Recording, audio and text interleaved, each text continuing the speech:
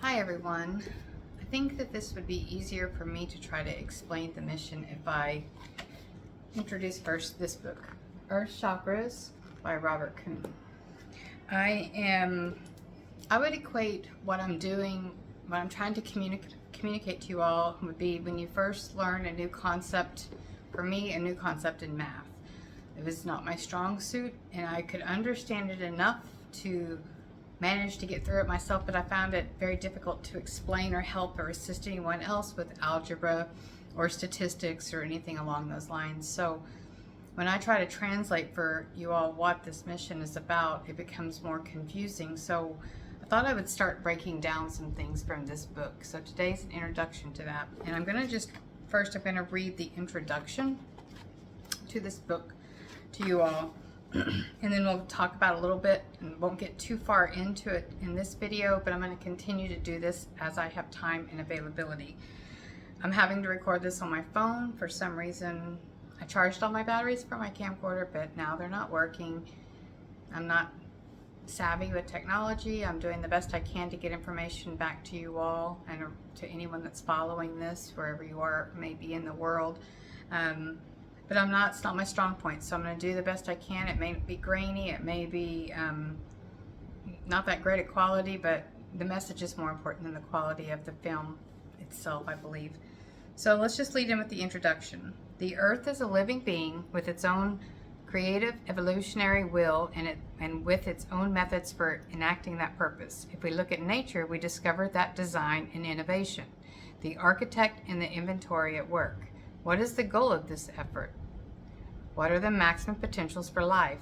It is the true will of the Earth to find the answers to this question and to communicate these results to other laboratories of life throughout the universe. So what we do here on Earth will communicate and show our worthiness of continuing to stay in existence and not go into the apocalypse as we communicate and show that Mother Earth's will is strong enough and the children that live on her will work in tandem with her and the universe to have harmony and work in conjunction and in collaboration with the other parts of the galaxy and the other beings within the galaxy.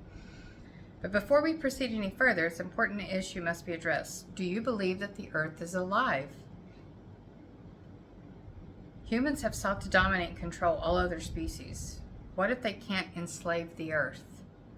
Horrors of horrors, what if the Earth cannot be controlled and doesn't favor the human race over other species? Some people fear death, others fear life. What if Earth's experiments with the laboratory of life are not yet complete? Which we'll get more into as we move through this mission. Trust in the foundation or prerequisite for communication. Does the Earth have good reason to trust you? If so, then it becomes possible to learn the art of listening to the Earth.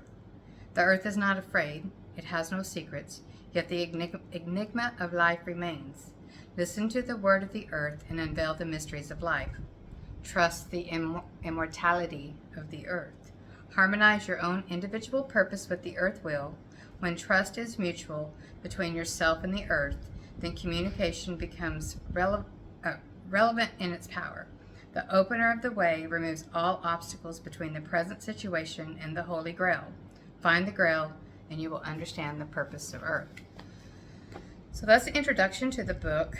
And then there's so much in here that I'm going to go over, but just to make it a little bit of basic introduction, I'm going to read and explain a little bit about sacred sites, healing the Earth and yourself. So our relationship with the Earth is the most important interaction we have. Without it, we have no life. Realizing the vital nature of this bond, it is essential to dedicate our connection to the Earth to the highest possible universal ideas of greater light, life, liberty, and love. There's going to be background noise because family that I'm staying with are living their life, preparing for festival tomorrow as I'm trying to get in a film for this. So bear with me. And it's a little dark in here because we've lost electricity. There's limited amount of electricity source, and my air conditioner and my stuff has absolutely added to their grid here. So it's a little dark, but we're managing through that. So there are simple principles and techniques that may be used when working with sacred sites to effectively direct the energy, grace, and magic of our interaction with the living earth towards the attainment of these great ideals. By utilizing the full potential of our working relationship with the sacred in the nature, we can learn to heal the earth, ourselves, and all life. That's the work I'm going to be doing, is working with the energy and grace and the magic of the earth. And I've spent the last 10 years really developing my relationship and connection with the earth. And so I've gained her trust in doing this work, as well as the trust of the galactical citizens. I am in the middle of recording a video, so if anyone could get away from my door, that would be great. I can see their little feet under the door. Okay. The following principles and corresponding techniques will prove useful to anyone who desires to improve the quality of life on Earth.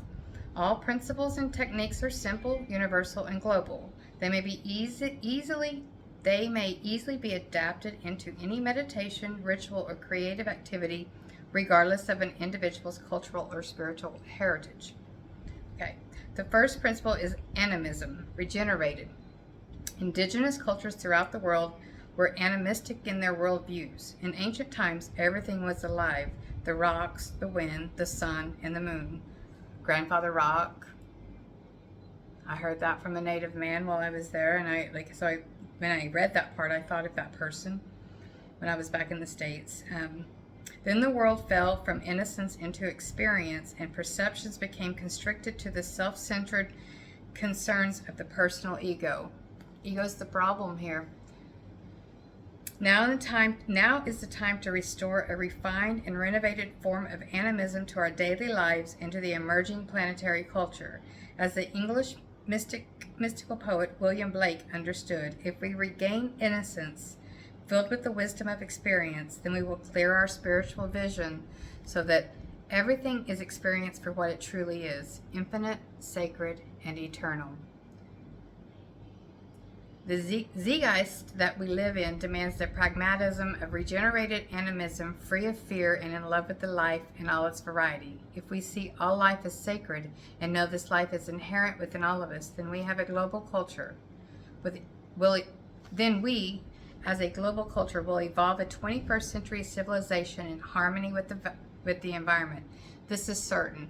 This is what I started channeling earlier in the year, and didn't understand it, and it was because I was being activated to do this actual 12-year cycle, but year 2022 was a year of removing what wasn't serving the mission in my life, my distractions, where I was focused on other things in other people's lives. Universe worked to all the people that I love and I still love, that was removed from my life, that severed their relationships with me and separated themselves from me, was necessary for the overall mission for what I was called here to do and what I planned to do when I embodied, and had no idea until now. Okay, so the technique introduction. The earth is a living being with a creative will of its own. The sacred site up on the body of the earth are special places where we can listen to the purpose of the living earth and align our own true wills to this global direction.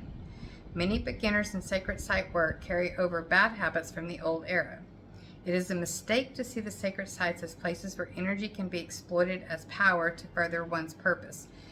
That's happened a lot. The governments discovering these geomagnetic fields absolutely exploited and encouraged separation and greed, separation from one another and separation from the God within us.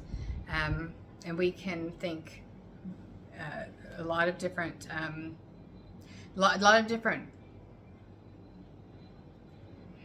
organizations that did that, and we'll get more into that later. This approach simply copies the errors the human race has made that have led to the current environmental problems. The earth is alive and it is not a passive being.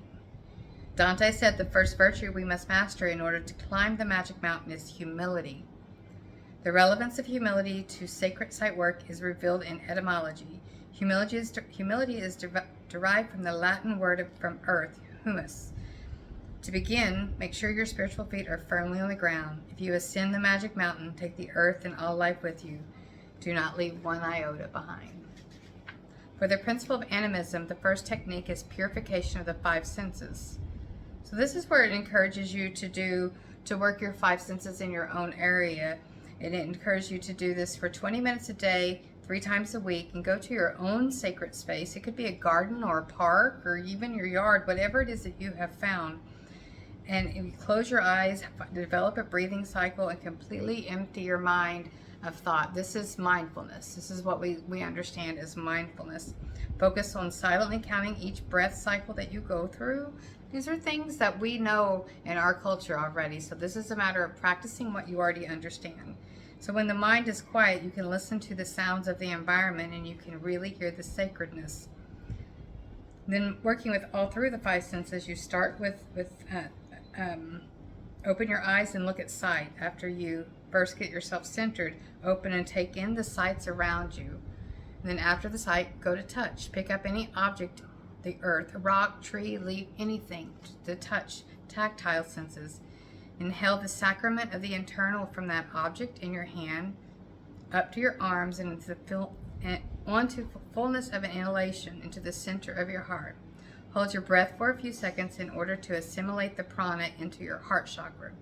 Radiate the energy outward from your heart onto the exhalation, on each exhalation as universal blessing. Then we go to smell. Inhale the fresh air of nature and feel the subtleties of the eternal enter your body temple. Remember in all these sense purification exercises to keep your mind in the highest possible state of pure void. That's where the God energy is. Taste. Slightly open your mouth. With every inhalation, absorb the sacrament of the universal Holy Spirit through the taste buds and all the interior surface of your mouth. For a special variation on this technique, face the sun, inhale and absorb a mixture of air, prana, and sunlight in the same way. This is called eating the sun. Sacred sight work requires the coordination of a complex mixture of frequencies and subtle energies. It is essential to purify and cleanse the five senses as all flows of energy and information pass through them. Master this technique and you will begin to enter the realm of the Holy Grail. Purity is vital. Sacred sight workers cannot impose their own will, thought, emotion, or energies upon the world's sacred sight earth chakra artery system. The earth is... yes, I'm recording a video. Sorry about that. Had an interruption at the door. Sacred sight work requires a coordination of complex mixture of frequencies and subtle energies. Okay, I already read that. Sorry about that, guys. Got thrown off. The earth is alive with a will of its own. It can filter out any impurity imposed upon it.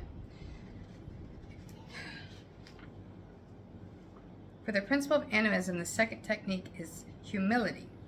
The earth is a vast, complex living being with a wisdom and experience far exceeding our own. Get your own ego and personal agenda out of the way before you start. The Holy Spirit is everywhere present in all creation. Consecrate yourself to serving the spiritual present. Consecrate, sanctify, and dedicate yourself to the highest sacred purpose. Go to the sacred site with a written vow of consecration. Ask the Holy Spirit present in nature to hear and witness your vow. So these are some of the things that you're going to see me do next week when we go to our first sacred site, which is Pyram Island in Gujarat, India. Okay. Let's see here. For the principle of animism, the third technique is called listening. This practice opens up two-way communication between a sacred site and yourself. It's better to give than to receive. When you arrive at a sacred site, the first thing you do is give to the location. So then you will see me give probably a crystal to the location that I'll put in the Narmada River next week during the Blue Moon healing ceremony. Project or bury the gift. Feel that the earth spirit accepts your gift and that this acceptance is transmitted all the way to the core of the earth. Now shift from giving to receiving. Listen with all your heart and inhale telluric prana from the earth, absorbing it into your body.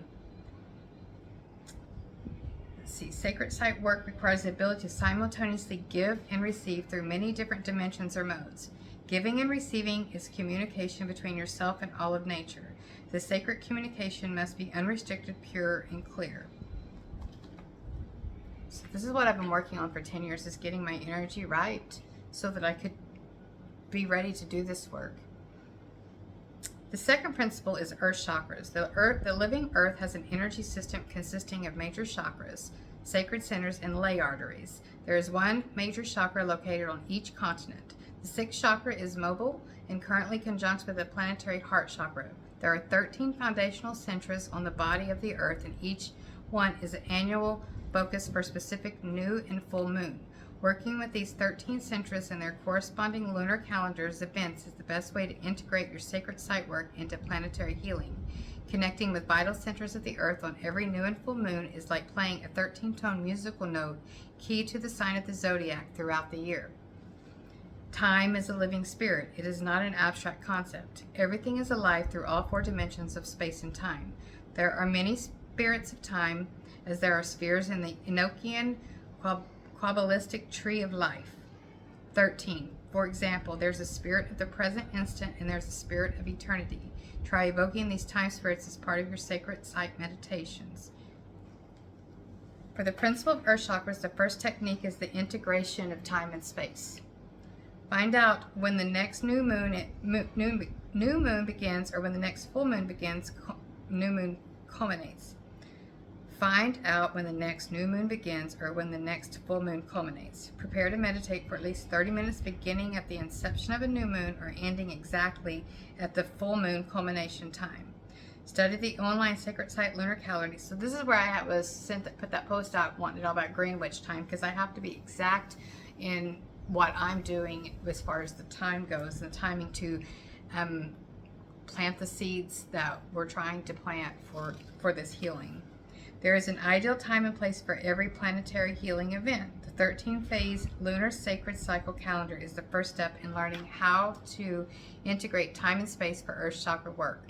On the lunar event you are observing, link with the corresponding earth chakra or major site listed in the table that's in the book.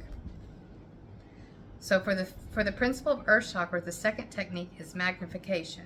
To maximize the grace of a planetary healing, it is essential to combine, synthesize, and magnify all forces present. The external pranas of nature must be circulated throughout the physical body of the sacred site worker and then directly into the world. Magnification is one vital step in this global alchemy. So when I do Reiki, the energy flows through me, and I'm a conduit for the person that I'm doing Reiki healing on. So that same concept applies to this, that the energy is flowing through me into the earth and reverse. So let's see here. With mind at peace and senses purified, draw in inhalation. Inhalation helps all the natural forces of the earth, sun, moon, and nature into your chakras. Let these energies harmonize, build, and accumulate. Magnification. There are certain universal virtues or qualities that are valid anywhere in the cosmos. Joyous thanksgiving or gratitude is a spiritual quality that creates magnification. As you build up energies at the sacred sites, increase the feeling of joyous gratitude for all things within your heart chakra. In advanced planetary healing work, all forces pass through the magnifying field of the opening, joyful, grateful heart. We have a divine heart. We do too, but the earth has theirs also. Thus, what is synthesized becomes a greater force before it is directed out into the world. With every exhalation of breath, direct the magnifying current along the lay, artery, or spin it out in all directions. Feel that every exhalation begins at the center of your open, gratitude-filled heart chakra and ends by reaching all realms of time and space that the living spirit of the divine deems appropriate. So in conclusion, all sacred sites work should be done with the strong foundation of faith and trust in the spirit of life. If you open yourself and let the energies of nature flow through your body, you raise yourself into frequency of greater life and health, and you contribute to the healing of the planet. This is a brief introduction to a very big subject. The 13 major planetary inspirational centers on the map are only the foundational stones of a much greater global structure. For example, each of the 13 centers expands into 3 overlapping component circles to make a total of 39 sacred site centers. Each 3-circle family has 3 sacred site centers, which are in the order they ideally should be worked with: inspirational, structural, and creative. The Earth Chakra Wand symbolizes this formation of the 3-circle sacred site structures on the Earth. On the illustrated wand, the central violet circle is inspirational, the red is structural, and the blue is created. Over time, 52 of these 3 orb structures develop on the planet. This wand is also known esoterically as the Wand of Melchizedek. That's Melchizedek cycle is what I've been activated to do. It's a 12-year cycle that started in 2022, and my mission will end in 2034. You cannot complete your experience with an Earth chakra until you have worked with all 3 sacred centers. For example, planetary solar plexus works begin at the inspiration. I'm not going to read that because you don't need that yet. Over the course of the 21st century, these 39 centras expand, evolve, and propagate through 72 intercultural bonding pairs, which India and Australia are the bonding pairs of lunar year 23. Gate 23, if we want to speak about the gates of the chakra system. Human design, it's similar to the Earth, same as the Earth, really.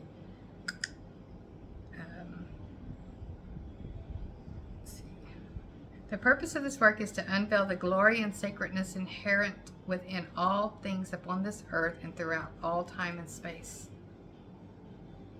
So that I hope this gives a little bit more of an understanding as to what I'm doing. I'm going to try tomorrow to do another video to start breaking down the 72 bonded pairing relationships, because again, we have one going on here from India to Australia, and that's a bonded pair. Every year between 23 and 34, I will be working those 3 circles that will activate the bonded pair between two cultural locations. This year happens to be India and Australia.